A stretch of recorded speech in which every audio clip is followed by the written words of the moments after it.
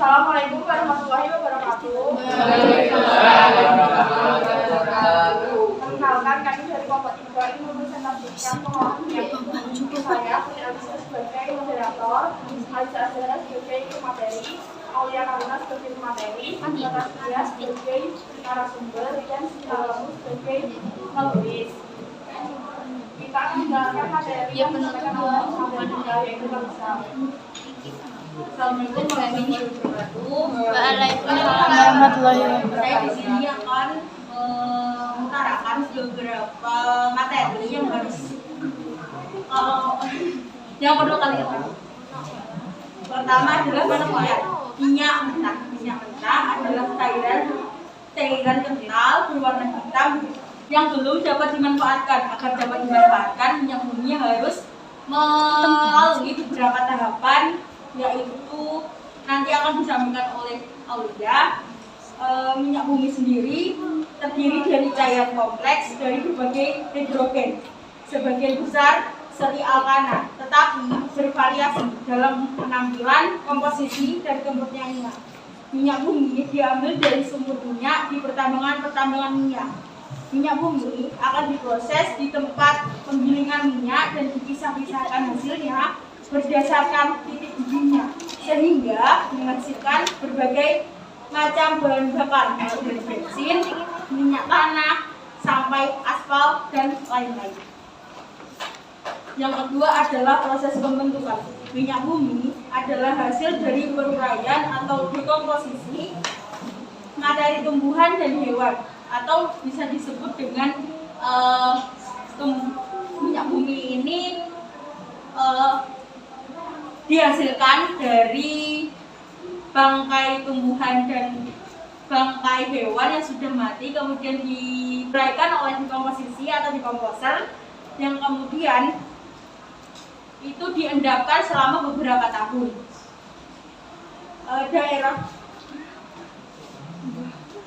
Pada umumnya, minyak bumi biasanya terendapkan dalam batuan sedimen sebesar 45%.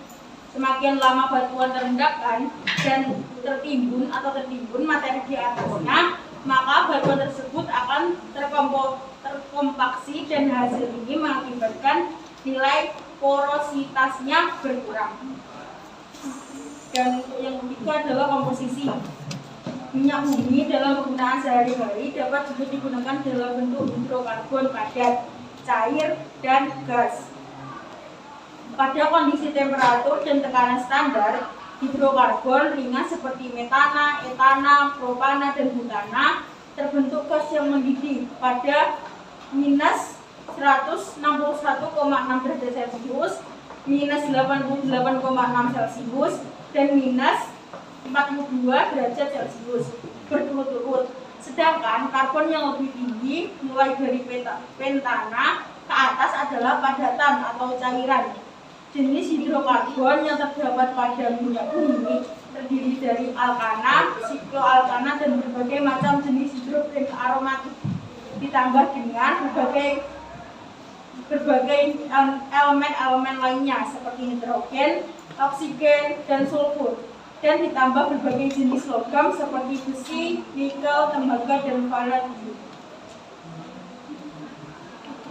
Dari yang saya sampaikan dapat kita simpulkan bahwa minyak bumi adalah pelabuhan sisa-sisa organisme dan merupakan campuran senyawa karbon, terutama hidrogen alkanik atau aromatik.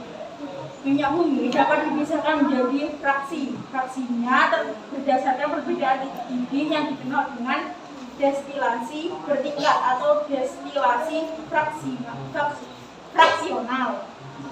Fraksi-fraksi minyak bumi: 1. Gas alam meliputi metana dan etana. 2. Propana dan butana. Dan 3 adalah olefin. 2. Gas olin meliputi 1. Petroleum ether dan bensin. Sekian dari materi yang saya sampaikan, akan dilanjutkan oleh Aulia.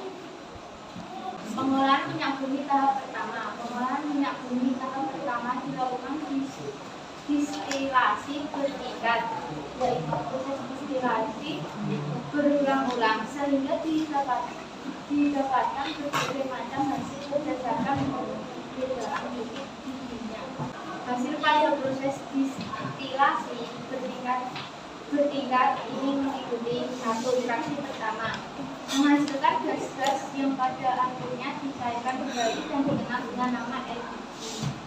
Digunakan untuk bahan bakar kompor gas dan mobil. Reaksi kedua disebut nafra atau gas bumi. Nafra tidak dapat langsung digunakan, tetapi diolah lebih lanjut pada tahap kedua menjadi bensin atau petroleum. Bahan petrokimia yang lain netral sering juga disebut bensin juga. Fraksi ketiga atau fraksi teman selanjutnya bisa menjadi kerosin atau minyak tanah dan atau bahan bakar pesawat jet. 4. Fraksi keempat sering disebut solar yang digunakan sebagai bahan bakar mesin diesel. 5. Fraksi kelima atau disebut juga yang berisi rantai panjang terdapat diolah pada tahap kedua menjadi berbagai senyawa karbon lainnya dan misalnya sebagai asfal dan lilin. 2. Pengolahan minyak bumi tahap kedua. Pada pengolahan minyak bumi tahap kedua dilakukan proses lanjutan dari hasil penyulingan pada tahap pertama. Proses tersebut meliputi 1. Perengkahan. Pada proses perengkahan dilakukan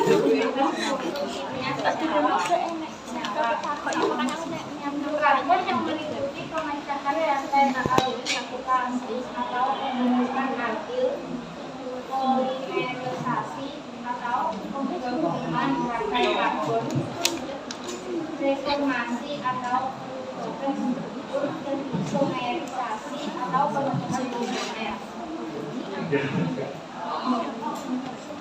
Proses ekstraksian produk dengan menggunakan pelarut sehingga didapatkan hasil lebih banyak dengan mutu lebih baik. 3. Proses kristalisasi adalah proses pemisahan produk-produk melalui perbedaan titik cairnya. Misalnya, dari kemudian solar melalui proses pendinginan, penekanan, dan penyairan akan dibentuk sampingan lilin. 4. Pembersih dari kontaminasi atau terapi. Pada proses pengolahan tahap pertama dan tahap kedua sering terjadi kontaminasi atau pengotoran. Kotoran ini harus dibersihkan dengan cara menambahkan solar kaustik, NaOH, tanah liat atau hidrogenasi. Sekian materi dari saya. Selanjutnya, apakah dari yang menjadinya akan ada yang bertanya? Caca. Assalamualaikum warahmatullahi wabarakatuh. Waalaikumsalam warahmatullahi wabarakatuh. Saya Nadia Salsabila Yodia nomor absen 20 mau bertanya, apakah yang dimaksud proses distilasi? Distilasi adalah suatu metode pemisahan campuran yang didasarkan pada perbedaan tingkat volatilitas atau perbedaan suatu zat untuk menguap pada suhu dan tekanan tertentu. Silakan yang ingin bertanya lagi. Assalamualaikum warahmatullahi wabarakatuh. Saya Sri Devi Mutadinasika nomor absen 32 dari kelompok 5. Saya ingin bertanya, pada fraksi pertama kan menghasilkan gas alam, sedangkan gas alam sendiri dibagi jadi dua. Yang pertama itu LPG atau liquid petroleum gas, yang kedua itu LNG atau liquid natural gas. Perbedaan dari kedua gas tersebut apa ya? Terima kasih. Perbedaan LPG dan LNG. Kalau LPG itu merupakan gas bahan bakar yang mengandung minyak tanah, dan sedangkan LNG didominasi oleh metana dan metana, seperti LNG itu cair. Silakan yang ingin bertanya lagi. Perkenalkan, saya Amelia Feby dari kelompok 2. Fraksi minyak bumi yang memiliki titik didih terendah adalah Fraksi minyak bumi yang memiliki titik terendah adalah gas bumi. Silakan yang ingin bertanya lagi.